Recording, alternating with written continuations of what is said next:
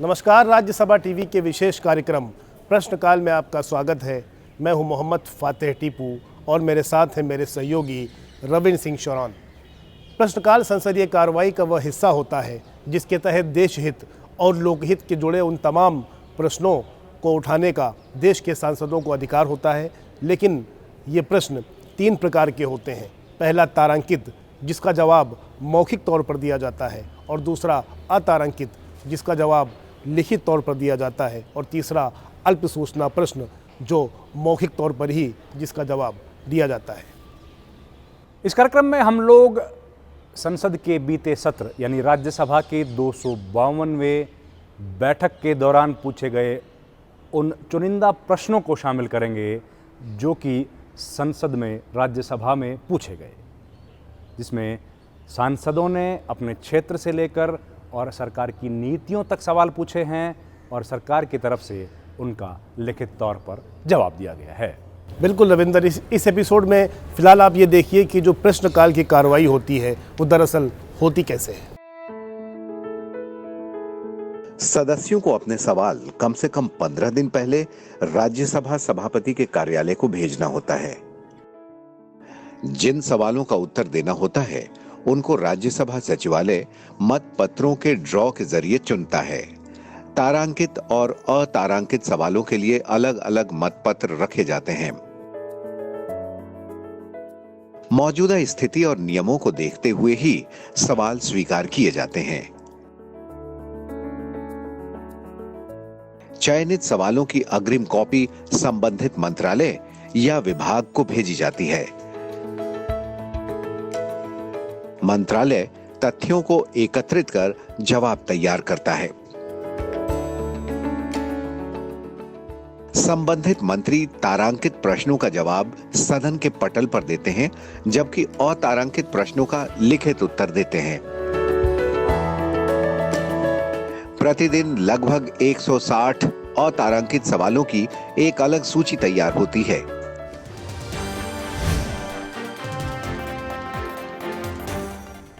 तो देखा आपने कि किस तरीके से प्रश्नकाल के दौरान सवाल पूछे जाते हैं, उनकी क्या प्रक्रिया है और इन सवालों का क्या महत्व है। डॉक्टर विकास महात्मे ने सरकार से प्रश्न पूछा है कि क्या रसायन की गुणवत्ता और उसकी मानकीकरण के लिए सरकार ने कुछ कदम उठाए हैं। साथ ही साथ ये भी पूछा है कि क्या इसके कुछ रसायनों को BIS, bureau of Indian standard के जो मानकीकरण है, उनके दायरे में लेकर आए जाने की सरकार की कोई योजना है। जी रविंद्र, बिल्कुल इसका जवाब रसायन और उर्वरक मंत्री सदानंद गौड़ा ने दिया है। उन्होंने बताया है किस तरीके से इसके मानकीकरण की प्रक्रिया सरकार द्वारा शुरू की गई। मानकीकरण BIS द्वारा शुरू की गई प्रमुख गतिविधियों में से एक है। इस गतिविधि के तहत गुणवत्ता सुधार पर ध्यान दिया जाता है।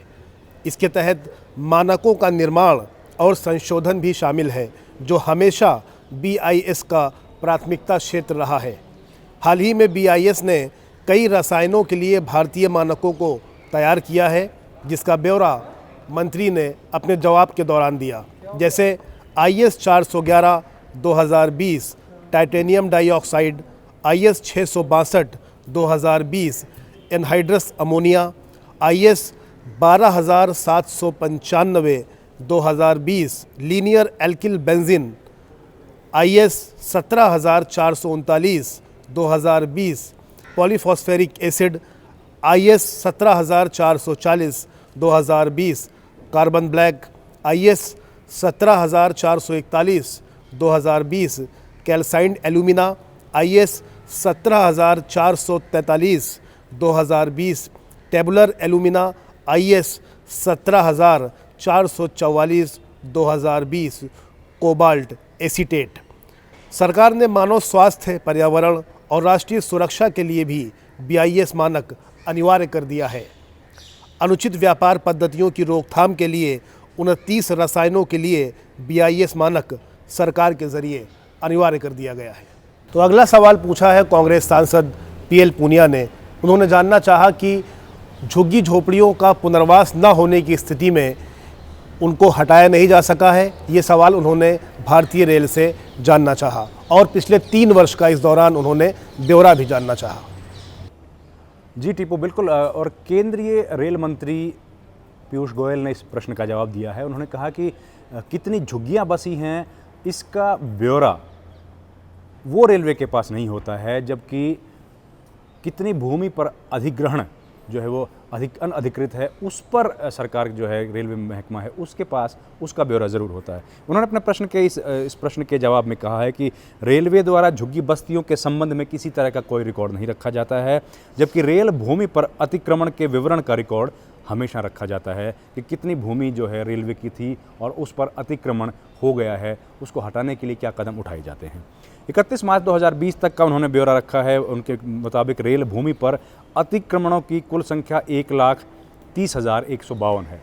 इनमें झुग्गी झोपड़ियाँ भी शामिल हैं, या फिर किसी दूसरे जो लोगों ने किसी काम धंधे के लिए या किसी और तरीके से भूमि पर कब्जा कर लिया है, तो वो तमाम कब्ज़ों की जो अतिक्रमण है उसकी जानकारी पटल पर रेल मंत्री के माध्यम से रखी गई है। साथ ही उन्होंने कहा कि रेलवे का जो अधिनियम है उसमें पुनर्वास, झुग्गियों के पुनर्वास का कोई नियम नहीं है, जिसकी वजह से वो लोग पुनर्वास नहीं कर सकते हैं, ऐसा कोई प्रावधान नहीं है।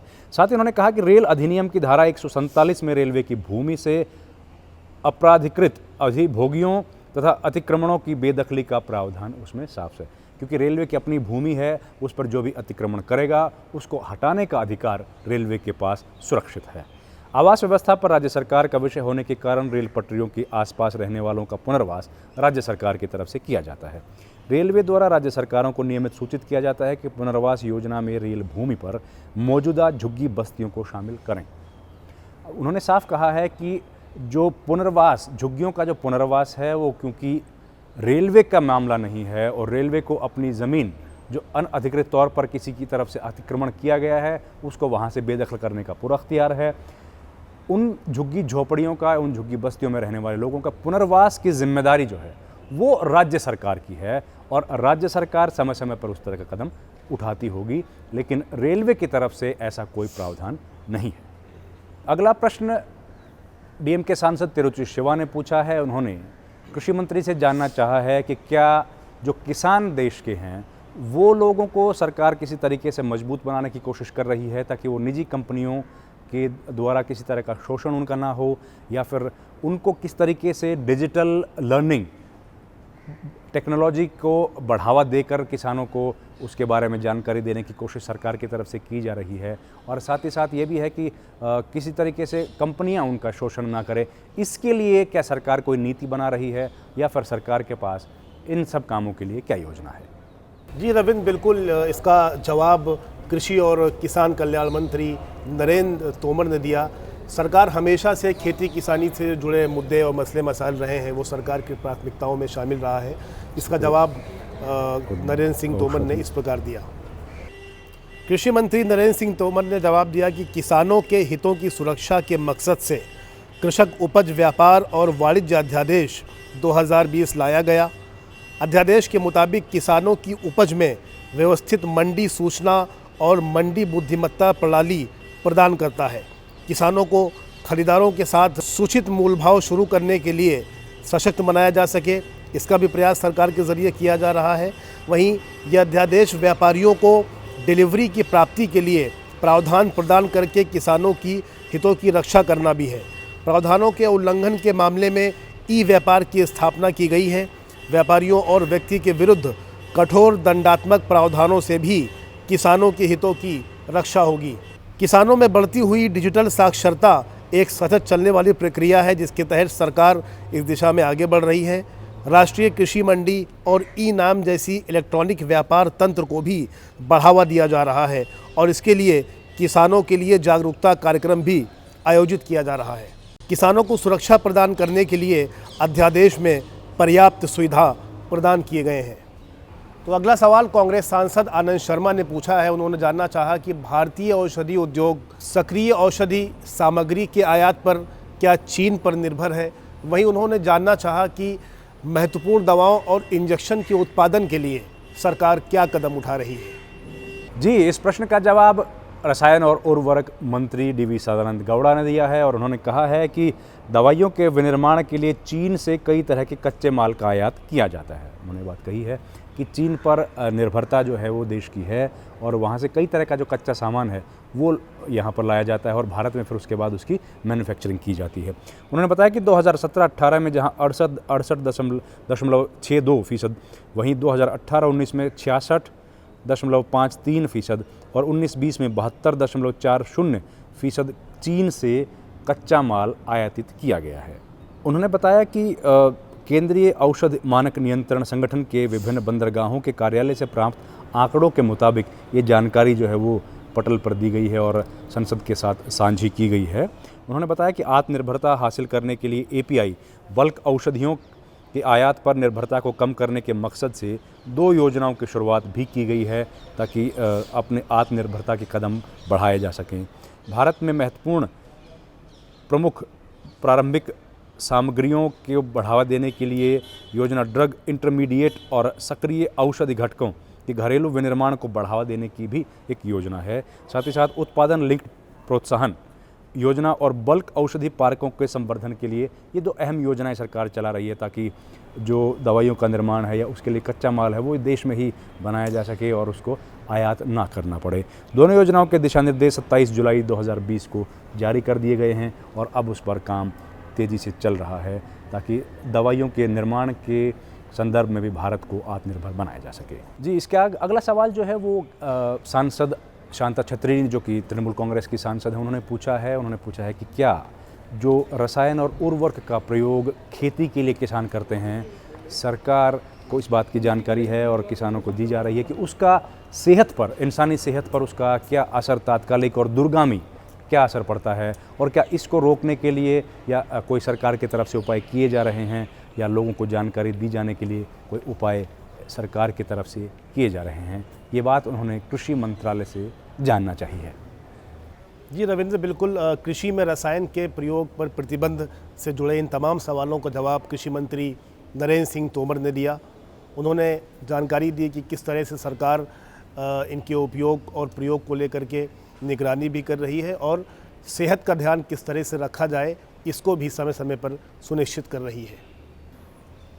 मंत्री ने जवाब दिया कि कीटनाशक विषैले पदार्थ होते हैं, इनका उपयोग पंजीकरण समिति द्वारा अनुमोदित लेबल और लीफलेट के मुताबिक किया जाता है। ये मानव जाति, पशुओं और पर्यावरण पर कोई प्रतिकूल प्रभाव नहीं डालते हैं। मानव स्वास्थ्य, पशु और पर्यावरण के प्रति कीटनाशकों की प्रभावोत्पादकता और सुरक्षा के बारे में संतुष्ट होने के बाद ही उपयोग में लाया जाता है। सुरक्षा और प्रभावोत्पादकता के संबंध में पंजीकृत कीटनाशकों की नियमित समीक्षा भी की जाती है। सरकार द्वारा नियुक्त विशेषज्ञ समितियों द्वारा इनकी समीक्षा भी की जाती है। बिक्री के लिए 45 कीटनाशकों और 4 कीटनाशक यौगिकों पर प्रतिबंध लगाया है। समिति की सिफारिश और विचार विमर्श के आधार पर कीटनाशकों पर प्रतिबंध लगाया गया है। रासायनिक कीटनाशकों के विवेकपूर्ण उपयोग के बारे में भी सरकार समय समय पर किसानों को जागरूक करती आई है। लेबल और लीफलेट पर निर्धारित दिशा निर्देश के मुताबिक एकीकृत कीट प्रबंधन दृष्टिकोण को भी बढ़ावा दिया जा रहा है। अगला सवाल बीजेपी सांसद ज्योतिरादित्य सिंधिया ने पूछा है। उन्होंने जानना चाहा है कि जो खाद्य प्रसंस्करण से जुड़े उद्योग हैं उनकी ताज़ा स्थिति फ़िलहाल मध्य प्रदेश में क्या है, वहीं फल और सब्जियों से जुड़े जो प्रोसेसिंग यूनिट हैं उनको भविष्य में किस तरह से सरकार देश के अलग अलग जगहों पे उनको स्थापित करने की सरकार की क्या योजना है। जी बिल्कुल, और इस सवाल का जवाब रामेश्वर तेली जो खाद्य प्रसंस्करण और उद्योग राज्य मंत्री हैं उन्होंने दिया है। उन्होंने कहा है कि पूरे देश में खाद्य और पेय पदार्थों के क्षेत्र में 34,652 खाद्य प्रसंस्करण कारखाने फिलहाल चल रहे हैं। मध्य प्रदेश राज्य में 883 खाद्य प्रसंस्करण कारखाने प्रचालनरत हैं। देश में खाद्य संस्करण के स्तर को बढ़ाने के लिए खाद्य प्रसंस्करण उद्योग मंत्रालय कई योजनाएं चला रही है। मेगा फूड पार्क, एकीकृत शीत श्रृंखला, मूल्यवर्धन अवसंरचना, कृषि प्रसंस्करण, क्लस्टर अवसंरचना, बैकवर्ड और फॉरवर्ड लिंकेज सृजन, खाद्य प्रसंस्करण और परिरक्षण क्षमता विस्तार, खाद्य संरक्षा और गुणवत्ता आश्वासन अवसंरचना, मानव संसाधन और संस्थान। ये तमाम योजनाएं हैं जो सरकार की तरफ से चलाई जा रही हैं ताकि खाद्य प्रसंस्करण जो उद्योग है उसको बढ़ावा दिया जाए, यानी कि डायरेक्टली और इनडायरेक्टली किसान जो है उसको किस तरीके से लाभ हो पहुंचाया जाए। ऑपरेशन ग्रीन के तहत केंद्र क्षेत्र में अम्ब्रेला स्कीम प्रधानमंत्री किसान संपदा योजना कार्यान्वित करता है। PMKSY के एक व्यापक पैकेज है जिसके तहत खेत से लेकर खुदरा आउटलेट तक आधुनिक अवसंरचना के सृजन होता है। इसके तहत प्रसंस्करण स्तर पर बढ़ाने के लिए प्रसंस्करण खाद्य उत्पादों को निर्यात बढ़ाने में सहायता मिलती है। PMKSY के तहत चल रही योजनाएं पूरी होने पर देश में 31,400 करोड़ रुपए के निवेश का अनुमान लगाया गया है। 1,04,125 करोड़ रुपए मूल्य की 334 लाख मीट्रिक टन कृषि उपज के प्रबंधन, 20 लाख किसानों के लाभान्वित होने और 5,30,500 प्रत्यक्ष रोजगार सृजित करने की परिकल्पना इसके माध्यम से की गई है। खाद्य प्रसंस्करण उद्योग मंत्रालय ने सूक्ष्म खाद्य प्रसंस्करण उद्यमों के विकास के लिए योजना शुरू की है। वित्तीय तकनीक व्यावसायिक सहायता के लिए प्रधानमंत्री सूक्ष्म खाद्य प्रसंस्करण उद्यम स्कीम भी शुरू की गई है। PMFSME के 10,000 करोड़ रुपए के परिव्यय के 2020-21 के 24 से 24-25 तक 5 वर्षों के माध्यम की अवधि के लिए कार्यान्वित की जाएगी। योजना के तहत 2 लाख सूक्ष्म खाद्य प्रसंस्करण यूनिटों के सीधे क्रेडिट लिंक्ड सब्सिडी दी जाएगी। इस योजना के अंतर्गत मध्य प्रदेश के कुल 10,500 यूनिटों को सहायता देने का लक्ष्य निर्धारित किया जाएगा। आम आदमी पार्टी के सांसद सुशील कुमार गुप्ता ने सरकार से जानना चाहा है कि क्या सुनारों और हॉल मार्किंग की जो व्यवस्था है वो कंपलसरी कर दी जाएगी कीमती धातुओं के लिए। 1 जून 2021 से क्या इसको डिजिटाइज किया जा रहा है और इस उद्योग से जुड़े लोगों के लिए नवीकरण जो लाइसेंस दिया जाता है उसके नवीकरण और उसका लाइसेंस को जारी करने के लिए क्या सरकार डिजिटल तरीका अपना रही है और उसको सुगम करने की कोशिश किसी तरीके से कर रही है। जी, सवाल का जवाब उपभोक्ता मामलों के राज्य मंत्री दानवे राव साहब दादाराव ने दिया। उन्होंने बताया कि कीमती धातुओं के हॉल मार्किंग और इसको मान्यता देने, रजिस्ट्रेशन के रिन्यूअल के लिए ये तमाम जो व्यवस्थाएं हैं इस पर सरकार लगातार काम कर रही है, इस दिशा में आगे बढ़ रही है और 2021 जून यानी 1 जून से इसको पूरे देश में अनिवार्य कर दिया जाएगा। उन्होंने जवाब दिया कि 1 जून 2021 से कीमती धातुओं के लिए हॉल मार्किंग की प्रक्रिया अनिवार्य हो जाएगी। सुनारों को लाइसेंस हॉल मार्किंग केंद्रों को मान्यता देने और उनके नवीनीकरण के लिए डिजिटल समाधान की शुरुआत भी की गई है। डिजिटल समाधान से स्वर्णकारों और हॉलमार्किंग केंद्रों की संख्या कई गुना बढ़ जाएगी। आवेदनों की बढ़ती हुई संख्या को देखते हुए भारतीय मानक ब्यूरो ने BIS प्रमाण पत्र जारी करने के लिए एक ऑनलाइन सिस्टम भी शुरू कर दिया है।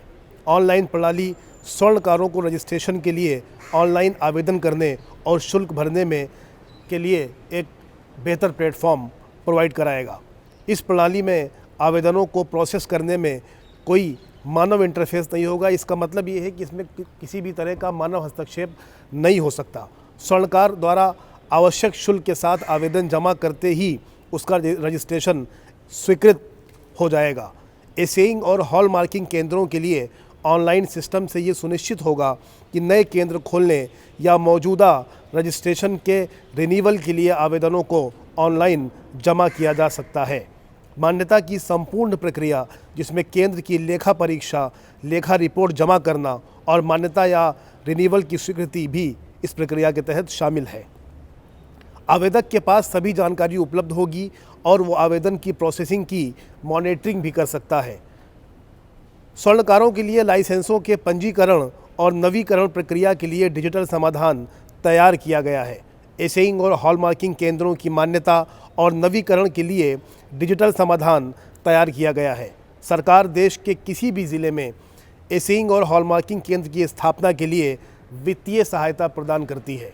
इसके लिए स्थान और स्वामित्व के आधार पर मशीनरी की कुल लागत का 30% से 75% तक वित्तीय सहायता प्रदान किया जाता है। अगला सवाल IUML सांसद अब्दुल वहाब ने पूछा है। उन्होंने जानना चाहा कि लॉकडाउन के दौरान जो प्रवासी श्रमिक रहे उनको रेल के ज़रिए संबंधित राज्य भेजने के लिए सरकार ने उनसे कितना किराया वसूल किया, और उन्होंने ये भी जानना चाहा कि क्या जो सामान्य किराया है उससे अधिक भी इन श्रमिकों से किराया वसूल किया गया। उसका ब्यौरा उन्होंने जानना चाहा। जी, इस प्रश्न का जवाब सरकार की तरफ से रेल मंत्री पीयूष गोयल ने दिया है और उन्होंने कहा है कि विशेष रेलगाड़ियां जो हैं वो राज्यों की तरफ से जब मांग आती है तब चलाई जाती हैं, उन परिस्थितियों में रेलगाड़ियाँ चलाई जाती हैं। उन्होंने कहा है कि श्रमिक रेलगाड़ियाँ सरकार जो रेल मंत्रालय था उसने राज्य सरकारों की मांग पर चलाई थी और सामान्य परिस्थितियों में ऐसी रेलगाड़ियाँ राज्य सरकार किसी एजेंसी या किसी व्यक्ति द्वारा पूर्ण टैरिफ बुकों पर बुक की जाती हैं। दोनों दिशाओं के लिए सामान्य किराया, सेवा प्रभार, रिक्त ढुलाई प्रभार शामिल हैं। भारतीय रेल ने केवल एक दिशा के लिए सामान्य किराए पर श्रमिक स्पेशल की बुकिंग की अनुमति दी थी। केवल एक तरफ की बुकिंग जो थी और वो भी बेहद सामान्य, जो सामान्य दिनों में किराया लगता था, प्री कोविड डेज में जो किराया था वही उसके बाद भी जारी रहा।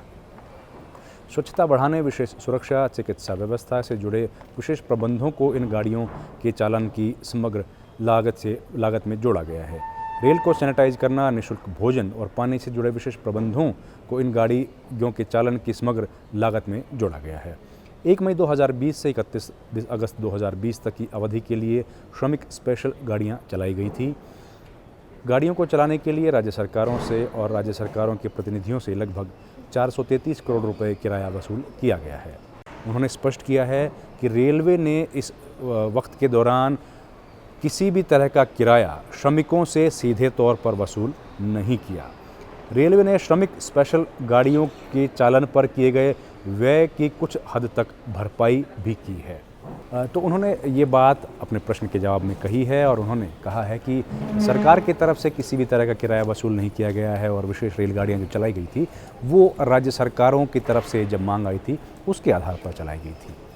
इसके साथ ही हम लोग अब इस कार्यक्रम के अंतिम पड़ाव पर पहुंच गए हैं और प्रश्नों का सिलसिला यहाँ पर ख़त्म होता है।